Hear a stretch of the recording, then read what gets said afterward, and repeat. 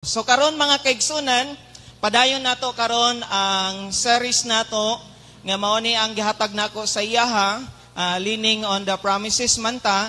So the subtopic is walking in faith, stepping forward in assurance of God's promises. So bago ang tanan, atong basahon ang text 2. Sa Hebrews chapter 11 verse 1, then Exodus chapter 14 verse 15. Nga nagingon sa Cebuano, karon ang pagtuo mao ang pagsalig kanato sa mga butang nga atong ginapaabot, ug ang panghimatuod sa pagkanaa sa mga butang nga dili nato makita. Faith shows the reality of what we hope for. It is the evidence of things we cannot see. Then the Lord said to Moses, "Why are you crying out to me? Tell the people to get moving." Unya mingon ang Ginoo kang Moises, nganong nagpakitabang kaman kanako? Ingna ang mga Israelianhon nga magpadayon sila sa paglakaw. Mga kaigsunan, ining kagabion, nalipay na usab kita, kay nagkit-anay na usab kita. Nalipay ba mo? Gabi, nagkit-anay ta sa Zone 4, then karon nagkit-anay na usab kita. O gatong Sunday, nagkit-anay ta. Pagkanindot, no, sa semana, kanunay kita nagakit-anay. Usa kini siyang naghatag og delighted, kahayag sa atong kasing-kasing ug una-una, nga mamit-gid nato ang atong mga kaigsunan. Dili lang dito sa atong opisina, kauban sa trabaho, sa mga classmate nato, schoolmate, kundili usab ang mga katawhan sa Ginoo. And gathered kita, nagakatigom dinhi sa balay alampuanan sa Ginoo to receive His word and His blessings. Andam ba kita magapaminaw sa pulong sa Ginoo? Andam ba usab kita maigo? Okay, ato sang isit aside ang atong mga cellphone para makafocus kita sa pulong sa Ginoo, kay we are here not by chance but by the divine appointment nga gihatag sa Ginoo aron makaambit kita sa pulong niya. A message that will inspire us, a message that will encourage us, a message that guide us as we navigate the journey of our life. So kini nga pulong karon nga we are talking about walking in faith, stepping forward in assurance of God's promises. Ang tanan ba dunay pagtuo? Og diha sa atong pagtuo, kinahanglan ato kining ipadayon, sumala sa ato ang giasahan sa mga saad sa Ginoo. Mao kini, it is a message that speaks to our hearts and minds and our spirits, nga pinaagi ni napulong sa Ginoo, maghatag og challenge sa tuwa to keep moving, to keep pressing on, to keep preaching or reaching for the promises of God nga iyang giandam sa tuwa. Kini nga mensahe, no matter what, nga mga obstacles nga atong nasinati, unsang mga problema karon sa imong panapos nga pag-eskwela karon, sa mga estudyante, o sa mga ginikanan, mga alamutan, mga bayronon, tuition free. So kami, bago rami nahuman. May chat na po si Mrs. ganiha, ang bayronon ni Monmon sa summer. Wa pa gani na human, nag-summer na. Nangayo na dayon. So di ba, may stress na po ka. So karon, before we delve into the heart of our message, ato sang susihon karon ang atong kasing-kasing ug gunahuna. Nga andam gid kita nga magdawat sa pulong sa Ginoo aron sa pag-igo niini sa atong kasing-kasing malipayon ta niini. So in connection sa Hebrews chapter 11 verse 1, gikutlo nako ang Exodus 14 verse 15 nga makita nato nga ang mga Israelites, unsa ni nga sitwasyon? They are standing at unsa na ni nga sitwasyon? Exodus 14 to 15. The Red Sea. Panahon nga gigukod na sila sa mga, kinsay nagukod sa ilaha? Mga Ehiptohanon. Nga sila nga girescue ni Moises gikan sa ilang pagka-slave diha sa Egypt. So they are trapped between the sea in front of them and the Egyptian army behind them. Usa ni siya kahigayon nga naa sila sa trouble. Naa sila sa kalisang sa ilang una-una ug kasing-kasing nga pag-abot nila usa ka dako nga suba. Usa ka dako nga dagat. Nga naa na dito, nagapadulong na ang mga Ehiptohanon aron sa pagdakop ug pagpatay man sa ila. They are terrified and they are desperate. They are crying out to God for help. Lord, tabangi kami. Hawasa kami ni ani. Mabitong nakapangutana ang Ginoo, why are you crying out to me? And God's response to them is both surprising and profound message. Ingon niya, why are you crying out to me? Tell the Israelites to move on. Mauning usa ka mensahe sa Ginoo. God is not telling the Israelites to stand still, to wait for Him to rescue them, to wait for Him to work a miracle. Wala nagpaabot ang Ginoo. Nga ingani nga i-rescue sila ana nga orasa. Nga magpabilin po sila pagtindog raw nga walay himuon. No, He is telling them to move on. Ingon sa Ginoo, isulti, ipadayag sa mga katawhan sa mga Israelites is to move on. Magpadayon sila.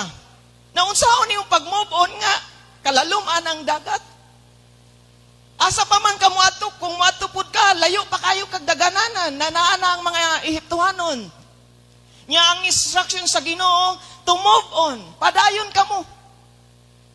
He is telling us to keep moving forward. To keep pressing on, to keep reaching for the promises He has given to us.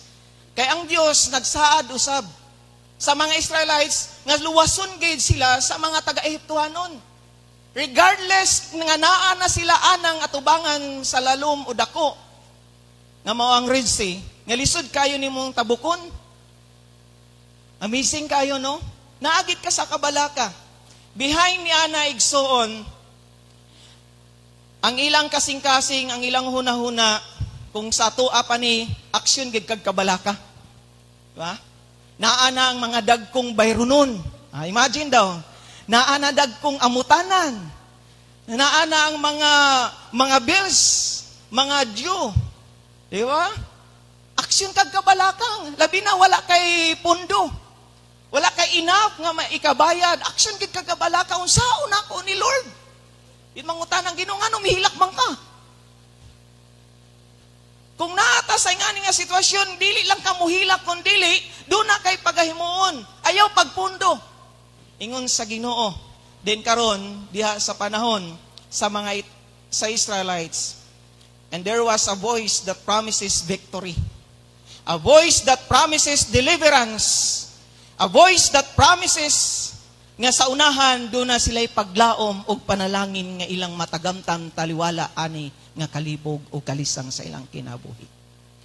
Ingon usab niya na igsoon sa atong kinabuhi. If ma-feel nato ang boses sa Ginoo, when we pray to God, doon ay boses sa Ginoo nga atong mabati, paminaw nato kini. Kay kini nga boses is a voice that promises victory. Nga may kadaugan and deliverance. Luwason ka niya na, tabangan ka sa Ginoo. Nga madaog nimo kanang mga butanga naghatag kanimo og kalisang. Let us remember that we are not alone. Amen.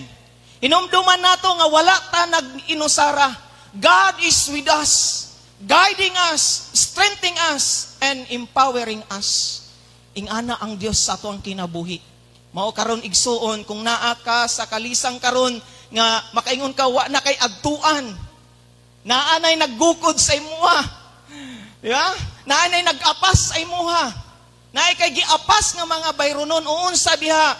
Ingon diha, He is our rock, our fortress, sandigan, dalangpanan, our deliverer. He is our God.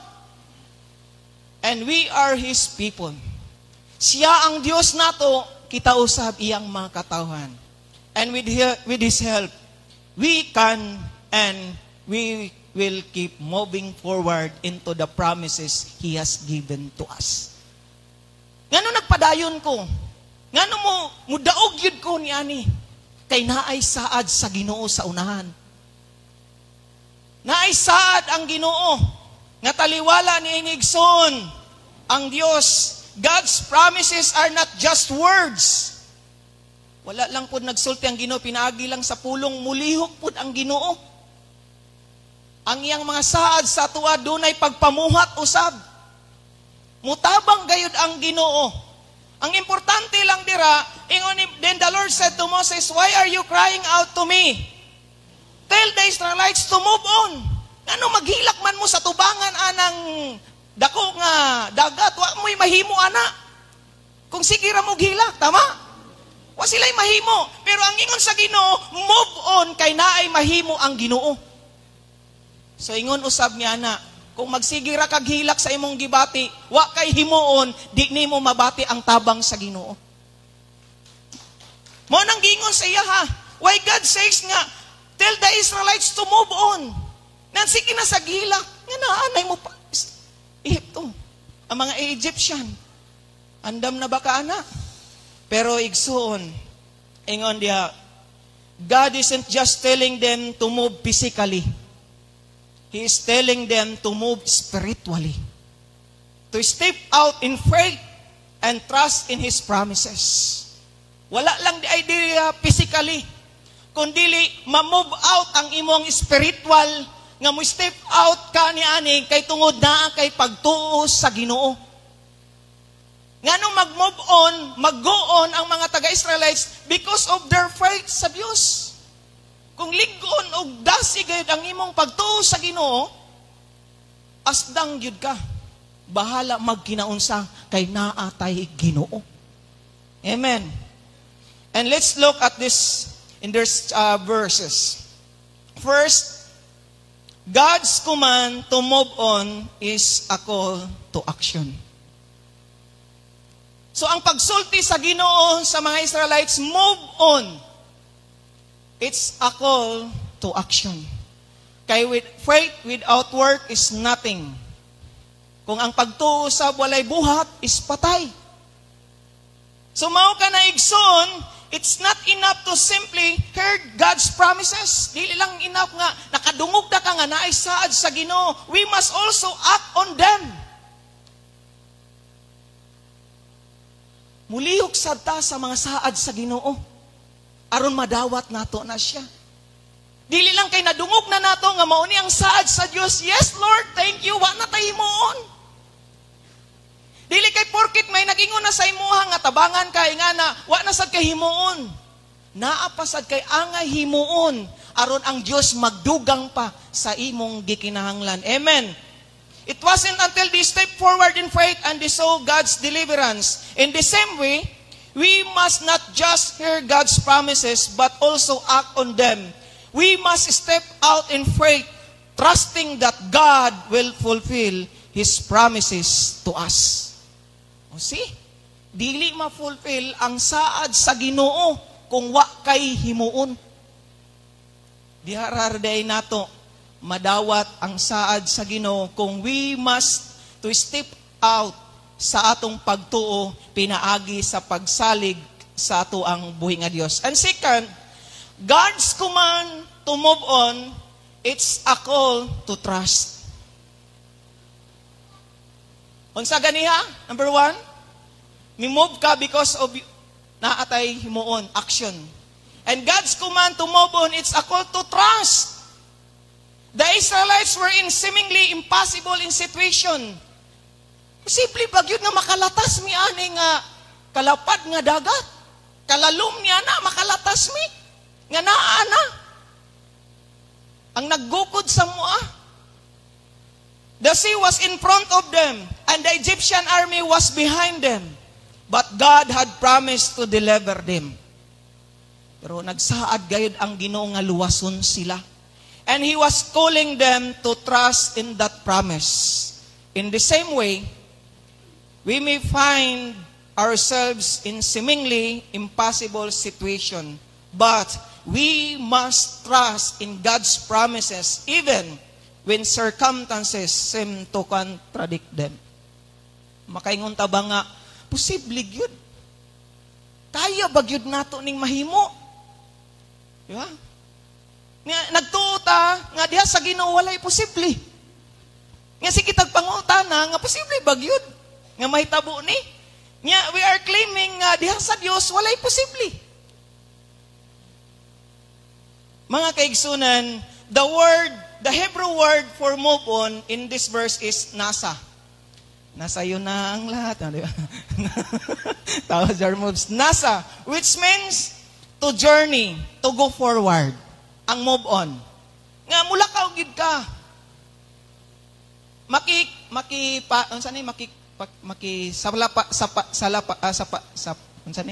Sapalar? Ano?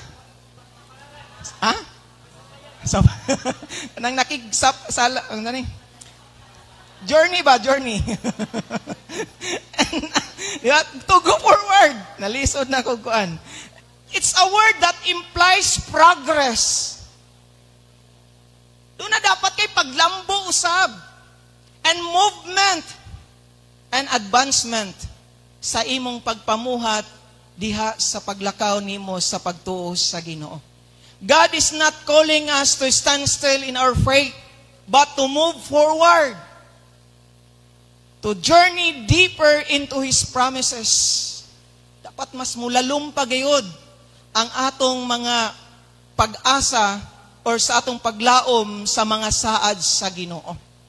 And thirdly, God's command to move on, it's a call to hope. Action, trust, and hope. The Israelites were in a desperate situation. Naagid sila sa kanang desperado gid sila nga makalingkawas anang paggukuranay. Lisod ba kaniadto gigukod ba gid sila? Nga sila nagalakaw ba yang dinagaray? Nga ang mga Ehiptohano na sila kalisa. Na sila chariot. Na ay mga kabayo. Nga ang mga Israelites way kabayo, gabaktas gadagan. Sakit na kayo. The Israelites were in desperate situation nga gusto unta gid sila makalingkawas aning Red Sea. They were trapped with no apparent way out. But God had promised to deliver them and He was calling them to hope in that promise. Mulaom gid ka dapat sa mga saad sa Ginoo. Amen. Lauman nato ang saad sa Ginoo. In the same way, we may find ourselves in desperate situation, but we must hope in God's promises. Anang desperado gay dayon tanga dapat masulbad na ni ron. Dapat naana. Yung kaning mga anak labi na wala pa gihatag og mga bayro nun. Mang dapat naana ron. Desperate na kayo ka kay nanay clearance. Yung imong mama desperate pud kung asa mangutang. Desperado asa makahulaw. Asa makapangitaw pamagi ang anak ko desperado sad kay nganuman exam na ugma. Nakatry gid mig wala ta ka Weber J no. Kay Monmon. Kay Saday. Weber. Naka-Weber mi. Di ba? Kanang sa atong pagka-desperate nga gusto nato masulbad na ang ingana nga situation, but ingon sa Ginoo, but we must hope in God's promises even when circumstances seem hopeless. Nga makaingon ta nga wa na mangyud ni. Wa na koy maadtuan. Wa na man gani magpahulamsad. Di ba? Wa na man koy maadtuan. May abot gid sa point ba igsoon bisag ako nakaingon gid ko nga wa na koy maadtuan. Pero even niya na nga circumstances seem hopeless, pero misalig ta sa Ginoo.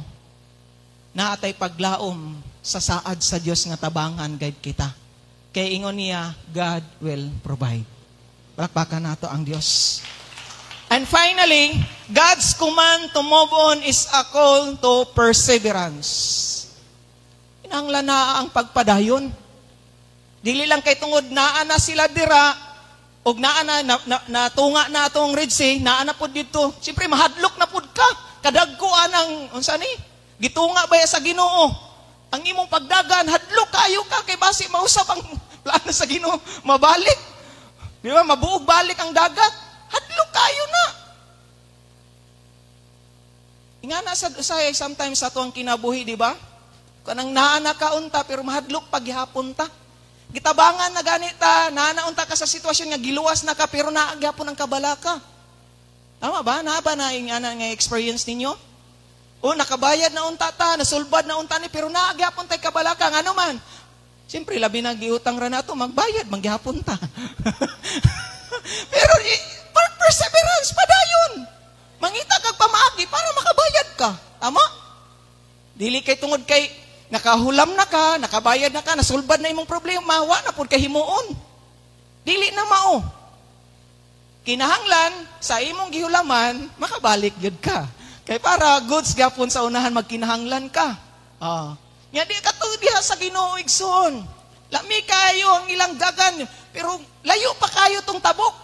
Kalapad anang Red Sea, tanaw nimo sa mapa, nya gitunga sa Ginoo, magdinaganay gapon mo nga naa ang Israelite, ang Ehiptohanon, ang Egyptian nag-chariot, nagkabayo. Dagan gapon mo. Pwede naman untang nga muundang na lang ko, bahala na patyo na lang ko. Di ba? Magpakamatay na lang ko, magulat na lang gyud ko nga maabot ang mga kuan. Pwede ba na? Pero simsa to ang problema. Pwede man ta mo give up. Pero sa pamaagi lagi nga magpakamatay ta. Mabito tong time pud sa ko, mabalik na ako. Tong padulong kog kalinan, hapit kid na ako mabangga ang motor.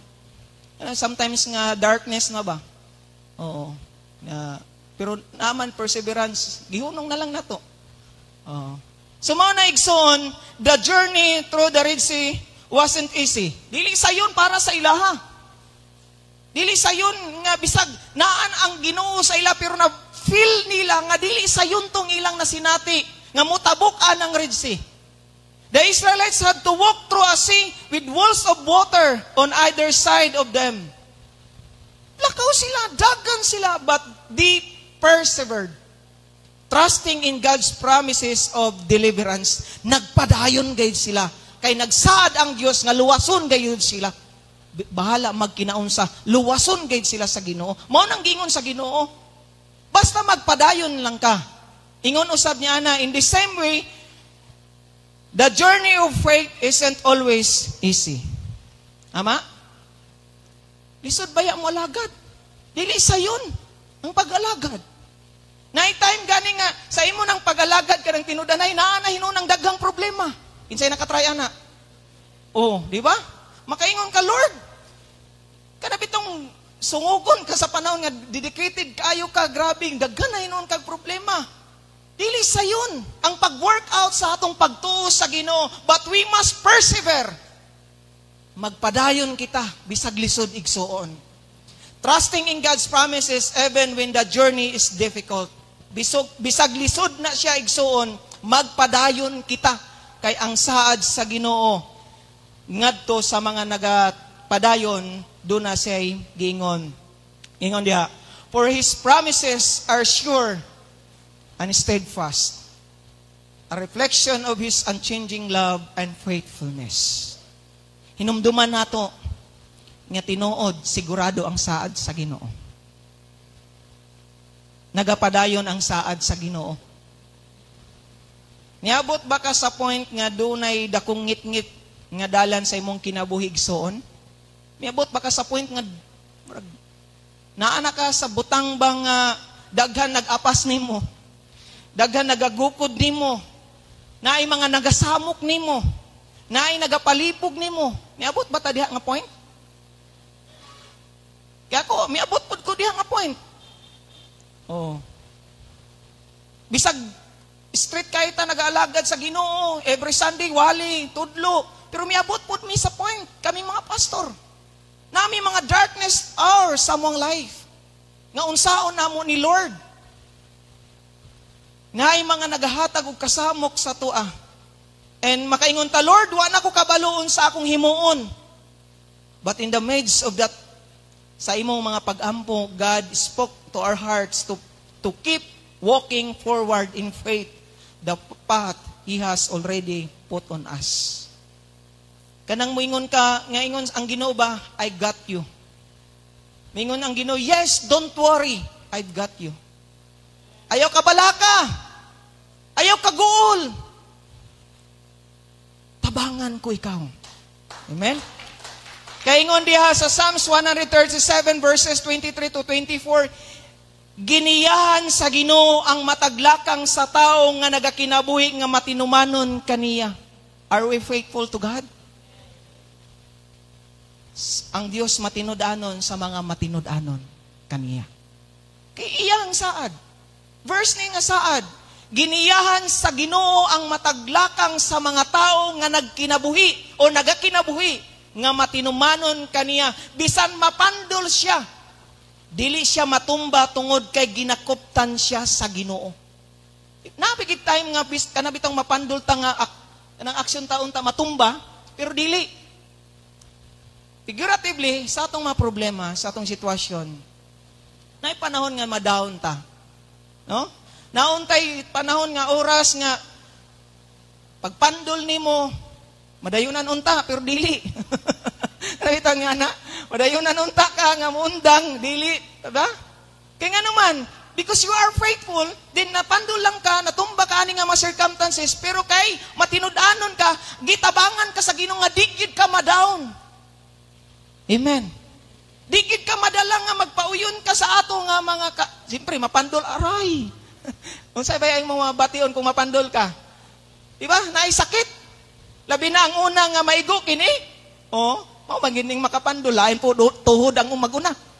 Tiil man gyud. Sakit ba ya? So diha usab mapandol unta. Nindot no? Bisan mapandol na siya, dili siya matumba tungod kay ginakuptan siya sa Ginoo. Wow. Ya, ana ba na ang Ginoo? Pero, ingon niya, alang lamang ngadto sa mga nagkinabuhi nga matinumanon kaniya. Challenge na sa to ang mga kaigsunan. Proverbs 4 verses 11 to 12. Nagtudlo ako kanimog kaalam, kung unsaon pagkinabuhig insakto. Balo naman gyud ta. Gitudloan naman gyud ta sa Ginoo kung unsa ang tama ug dili maayo sab.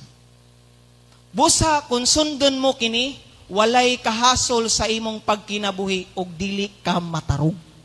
Wow. Diba? Nindot no? Nga simple ra daing no usay ang makalibog ra, ang makasamok ra sa atong kinabuhi naara pud sa atong mga aksyon. Sa atong mga pinuhatan. Usay masisi na nato sa uban. Masisi na nato sa Ginoo or makapangutana nata sa Ginoo, Lord, nganoy ngani ni? Pero wa nato na check kung sa atong nahimo. Basi in return ra ni sa atong ginahimo. Or kanabitang unsa pa ni?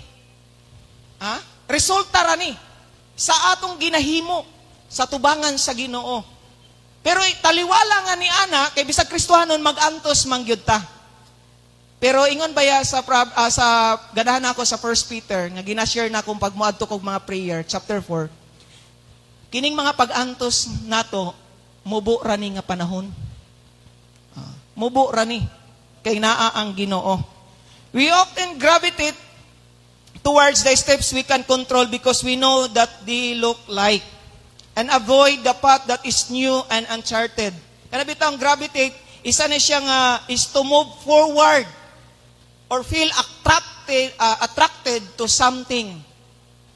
Instead nga mao ni ang imong himuon sa Ginoo pero kay na-attract ka ay di sa ko Lord. Na instruction sa Ginoo nga mao ning imong himuon pero naggravitate ka sa isa ka butang nawala na hinuon ka. At the end nagmahay ka. Mao nang gingon dayon nasa huli ang pagsisisi. Kay sometimes gravitate ta. Instead mao na ang instruction sa Ginoo dingon sa verse ganiya gihatagan na mo og kaalam.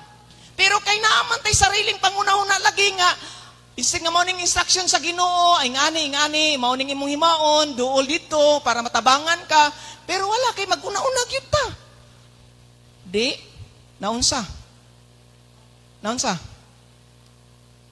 Nag-trouble na hinuon og samot. May samot na hinuon ang problema. Ama? And people gravitate toward things they like. Kay maumang, ay, maugid ni. Feeling nato bitaw, maugid ni. Maayo man gud ni. Pero wa takabalo wala sa dili maayo diha sa tubangan sa Ginoo.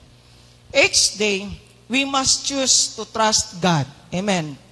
And keep walking forward in faith the path before us. We must, even when we cannot see much farther than the very step in front of us, we must believe that God has already gone before us and knows what's ahead. Dapat uhan gid nato nga naa na ang Ginoo sa unahan. Amen. Naana ang Ginoo sa unahan. Ug nakabalo na siya, unsa pod ang naa sa unahan sa imong kinabuhi. Ayaw laghilak dias tubangan sa Ginoo. Move on.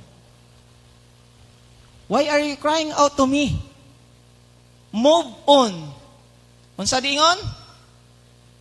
To act, to trust, to hope, persevere, and unsa pa? Unsa to? Upat ra? O, upat ra. Di ba? He is in front of us. Hinumdumi na siya, wala sa likod ang Ginoo. Naa kanunay sa ato ang atubangan, nagauna kanunay ang Ginoo. Wow. Kay fortress man, siyang dalangpanan, siyang moprotekta sa imuha, directing our steps and helping us walk forward. He makes the path firm and secure. Do you think katong unsa ni pagkuan sa dagat? Pagtunga. Hiwa man unta ko. Pagtunga. Murag sundang pagtunga sa dagat. Do you think ka wala nag-una ang Ginoo ana? Ya kung wala nag-una ang Ginoo, midagan sad ka, mibalik ang dagat. Pero kay nag-una ang Ginoo, nagsunod ang katawhan niya nga misalig sa iya, hangtod miabot sila sa unahan, didto pa nabalik ug buo ang dagat. The same sa toa. Because He makes the path firm and secure. Gusto gayud sa Ginoo pod nga masigurado ang dagan sa atong kinabuhi. Wala na ninguhang Ginoo nga ang atong dalan dili maayo. Ginasiguro gayud sa Ginoo nga sa iyang mga anak nga matinud-anon firm and secure ang ilahang ginaagihan nga dalan. Taliwala man nga naay obstacle. Seek the Lord. My friend, brothers and sisters in Christ, if there is something scary, do na ba kay kabalaka, kahadlok karon, nga imong ginatubang karon, or unsa man nga dili sigurado ang mga butang sa imong kinabuhi? Seek the Lord, and He will guide your steps forward. With each step, trust that God will make the ground beneath your faith solid and secure. Dili lapukon. Nga basi paglakang nimo, lalom kayo. Pero ang paglakang nimo, solid, ligon, para makapadayon ka. Kay kami nga mangingisda kaniadto, naay panahon nga managat mi nga nindot balason, nindot kaayo. Napoy panahon nga maglakaw mi nga taga-dirigid ang lapok. Lisod kayo kahimtang. Nga sige kag bira og pukot. Oh, ngay nga ni kalalom ang kuan kanang lapok. Ana na pud ka. Nga sige kag bira og pukot. Ana na pud ka. Lisod kayo. Pero hapsay paminahon katong naami sa balas. Sabi na dito ang mga pasayan sa balas. Ang pinakalisod pud kung naay lumot. Dito na pud may magproblema. Pero ingon sa Ginoo, pag ikaw magapadayon nagatinguha kanunay sa presensya sa Dios, siguraduhon niya nga solid og sigurado ang imong pagalaktan. Kana lang og maradyaw na dayom sa inyo.